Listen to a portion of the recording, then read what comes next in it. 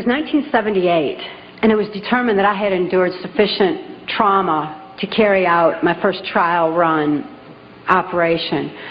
An enormous quantity of cocaine had been flown in on one of these operations, and I was to deliver it into the neighboring state of Arkansas.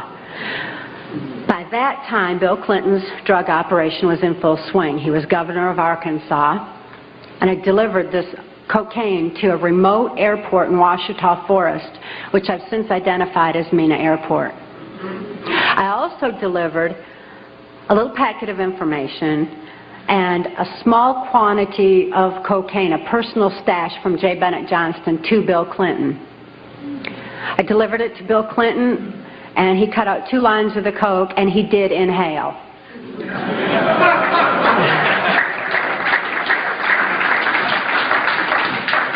That certainly wasn't the only time I saw Bill Clinton using cocaine.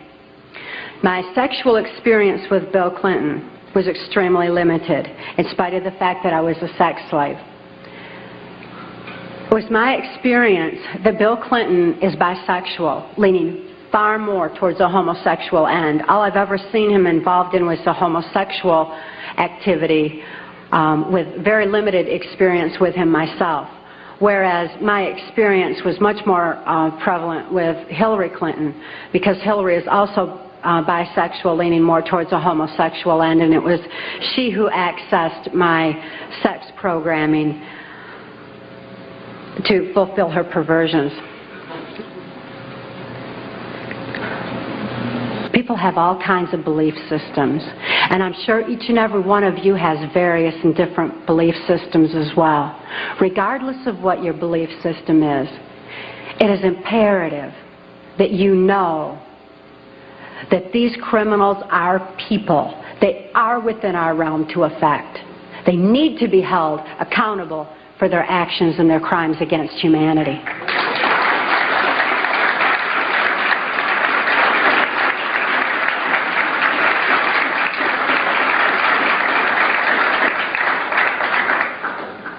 It was 1980, and my daughter Kelly was born. She was born directly into the MK Ultra Mind Control Project on a much higher level, a more sophisticated technological level than I was subjected to. In addition to trauma, she was subjected to harmonic mind control programming on NASA installations literally since birth, before her brain even had a chance to form. As soon as Kelly was born, Senator Byrd figured I'd been traumatized enough by that time and ordered that we be transferred back to Nashville, Tennessee to carry out operations during the Reagan administration. By being within the country music industry, we had a second handler. His name was Alex Houston. Alex Houston is a ventriloquist, stage hypnotist in the country music industry. Above all, he carries out criminal covert CIA operations that fund the black budget, and this certainly included bringing in large quantities of cocaine and distributing them through the United States, Canada. He was working at that time and provided a cover for me to be taken throughout the United States, Canada, Mexico, and the Caribbean for these criminal covert operations. As my handler, he took me to various military and NASA installations for mind control programming for specific operations that I was forced to participate in. These operations that I won't have time to get into tonight are detailed in our book, Transformation of America. And they involve such leaders as the President of Mexico at that time, De la Madrid, and Vice President Salinas. It was my experience that in 1984, there's a CIA trauma base, near-death trauma center that's located in Lampe, Missouri. It's called the Swiss Villa Amphitheater. And they bring certain involved country music acts in to bring large quantities of cocaine or bring the cocaine out for distribution, because Lampe, Missouri is just across the Arkansas line and is very much a part of Bill Clinton's cocaine operation. and it was in full swing at that time. It's also interesting to note that this Lampe, Missouri operation is where the country music industry was more conveniently relocated, you know, right there in Branson, so that it would be closer to Clinton's cocaine operations. Lampe, Missouri was a place where I heard George Bush and Bill Clinton talking, where from the point of view I had, they certainly were friends, and they didn't recognize any party lines between them. That's something for the, you know, a smoke and mirrors illusion for the public. It's not something they adhere to because they had exactly the same agenda, and that was for bringing in this New World Order. I heard George Bush talking at that time. He was talking to Bill Clinton, and I've since photographically recorded it and wrote it verbatim in our book, that when the American people became disillusioned with Republicans leading them into the New World Order, that Bill Clinton, as a Democrat, was going to be put into the office of president. This was decided in 1984. Actually, I'd heard about it even prior to that. But that, as of 1984, they were already discussing it as an absolute fact. It was also discussed in the groundwork for NAFTA that by the time George Bush went into the office of president, that Salinas was going to become president of Mexico, and they together would be bringing in the NAFTA, which was the beginning of New World Order controls. I was forced to participate in the criminal groundwork for NAFTA, the opening of the Juarez-Mexican border to the free trade of drugs, free trade of our nation's children. It's absolutely appalling, the criminal roots of NAFTA. Again, this is detailed in the book. But it's interesting to note that these political moves had already been decided way back when. And as I deprogrammed, and as I was, it was really something to me to find out people didn't know about this stuff. I mean, it was so obvious to me. I didn't realize that people were unaware and had bought into some kind of smoke and mirrors illusions of what was going on and never thought to look behind the scenes to what was really going on. But I understand good people don't think that way. They don't have criminal minds. They don't think to look for that kind of criminal activity. Just like these guys are limited in their thinking by immorality, good people are kind of blinded from that kind of criminal activity until their eyes are open to truth. But this criminal activity that was going on at that time, the people that were involved were following directions from George Bush. I don't purport to know it all. I don't purport to know that George Bush is at the very top of all this, but he is as high up as I knew. It was my experience that Ronald Reagan answered to George Bush, not robotically, not under mind control, but willingly, because George Bush was respected for what he knew about bringing in the New World Order. Consider his past. George Bush first began with the United Nations. Then he went on to head our CIA. Then he ran our country through 3 administrations that I'm aware of, the Reagan administration, his administration, and the Clinton administration, because Reagan and Clinton both answered to him. Mexican President de la Madrid answered to him and knew that Salinas was to be coming into power, and Salinas had more influence in Mexico at that time than de la Madrid, that, as far as my experience was concerned. Also, Saudi Arabian King Fahd followed orders from George Bush, as did the Prime Minister of Canada, Brian Mulroney. In 1983, I heard Ronald Reagan and Brian Mulroney discussing the New World Order. Senator Byrd had acted in the capacity of a pimp and prostituted me to Reagan, and I was present at this White House cocktail party. Now, Ronald Reagan certainly provided a wonderful smoke and mirrors illusion for all of us. For those of you who don't want to believe that he's involved in this, he told you he's an actor. And he did a real good job of it for a long time. That was his role. That's what he was supposed to do. Nevertheless, I heard Ronald Reagan telling Brian Mulroney that he believed the only way to world peace was through mind control of the masses. I know from experience there's no peace of mind under mind control. And I wonder at a world peace where people don't have peace of mind. Mind control, the ramifications of mind control are far-reaching, because I also know that under mind control there's no free thought. Without free thought, there's no free will. Without God-given free will, there's no soul expression. What kind of a world peace can we have without any free will or any soul expression, without any spirituality? Mind control needs to be exposed in order that people maintain their freedom of thought, in order that people maintain their free will and have that spiritual expression, because of spirituality, when people have soul and spirituality, they're going to be acting in a capacity of love anyway. That is where world peace is, not in mind control.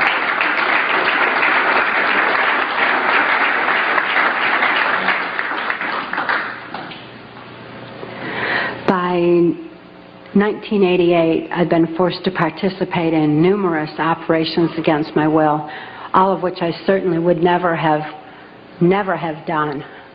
I guess if I had had any part of me that was willing to do anything like that, mind control would not have been necessary. I'm appalled at what I was forced to participate in, but I am relieved that this information is getting out, that people are passing the book Transformation of America hand in hand, hand to hand, so that hand in hand we can take back our country. This information is information that you have a right to know and a need to know, and their controlled medias are not going to suppress truth. Truth prevails.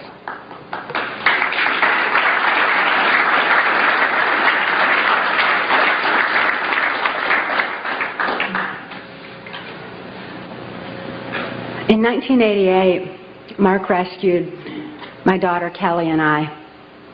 We couldn't think to escape. I couldn't think to save my daughter any more than I could think to save myself. And all those childhood hopes and dreams were certainly hadn't come to fruition. When Mark rescued Kelly and I, we didn't have any ability to even hope for good people. We didn't know they even existed. We didn't have a capacity to trust anyone. It wasn't within our realm of experience. I couldn't think to reason that Mark was a good guy. But I'd seen him with his animals. And even though I didn't have any ability to consciously reason, and Kelly didn't have any ability to consciously reason things out or to think things out, we had this extra sense developed. We sensed things very strongly. After all, when you consider that we use, 10% of our brain, we'd been like blasted into other parts of our brain, and these parts of our brain were real perceptive on what's considered, I suppose, psychic levels by some definition.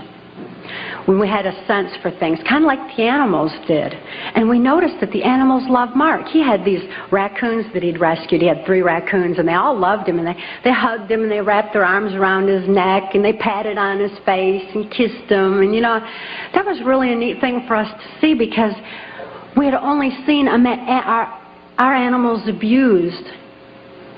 We lived on a farm. We had lived on a farm, and we had dogs and cats and horses and cows and guineas and chickens and all kinds of animals, all of which Alex Houston tortured or killed to keep us in line to, if we didn't do this, this would happen to our pet. And we loved our animals.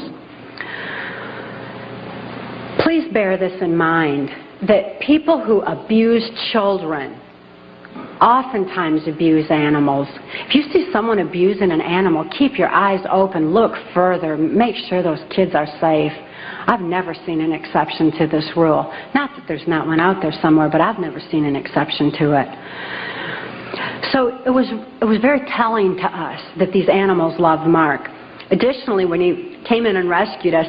I mean, here we were under the gun of the CIA. Everything was very precarious, to say the least. I was 30 years old. I was supposed to be killed, as most mind-controlled slaves are at the age of 30.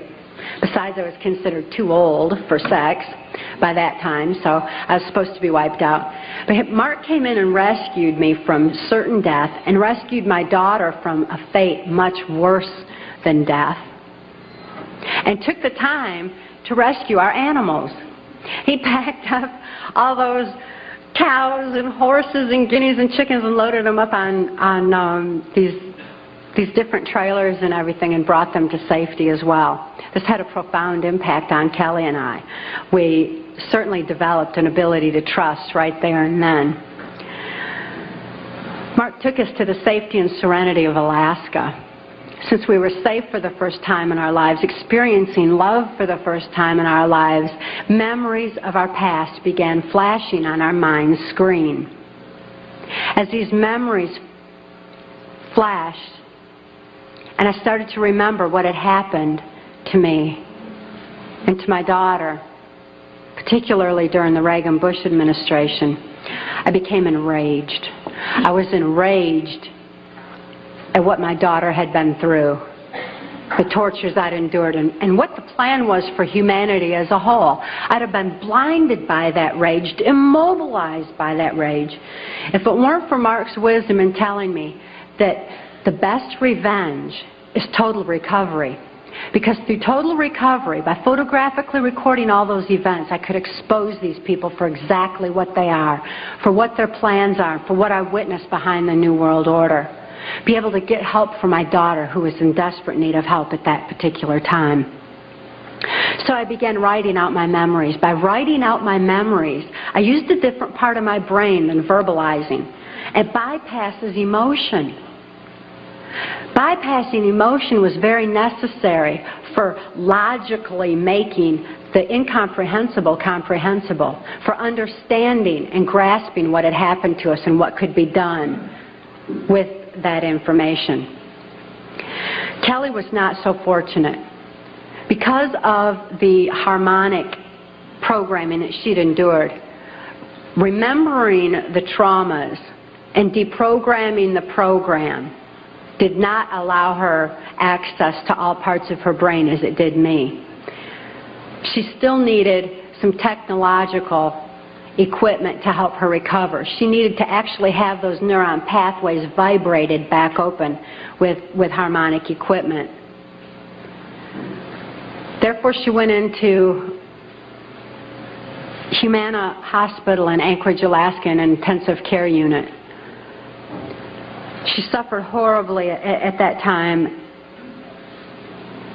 and responded only to some psychological intervention and not to any conventional medications. Kelly was actually suffering respiratory failure because mind control has advanced to the point where they know the ins and outs of the brain and the mind so well that they know how to program not only the subconscious but to go into the primitive mind, the very area of our mind where blinking, breathing, and circulatory, heartbeat, all that is regulated. And they could go in there and put death programs in place.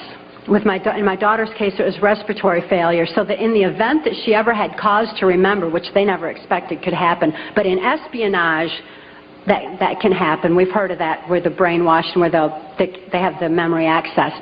So they wouldn't have to take the old cyanide pill anymore like they used to, like spies used to.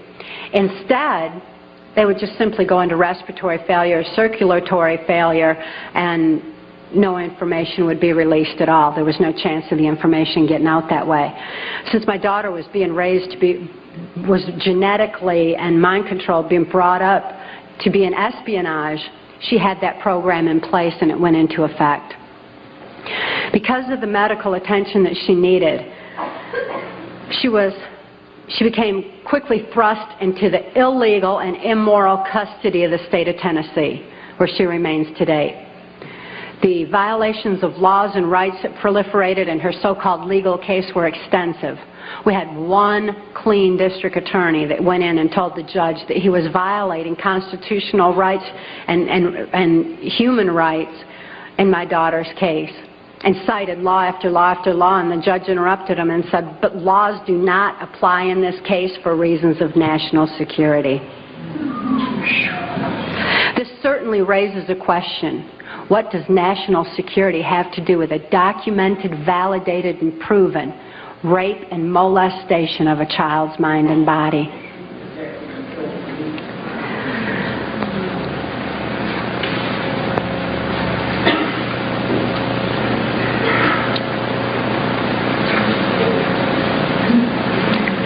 For Kelly's sake, and the sake of so many other mind control survivors out there, we need to lift this veil of national security.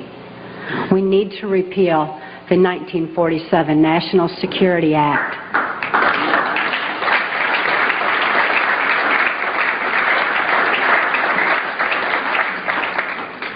This is a national security that's threatening the security of our nation when it covers up such crimes against humanity as mind control, when it covers up the CIA's so-called war on drugs, when it covers up the selling out of our country to New World Order controls.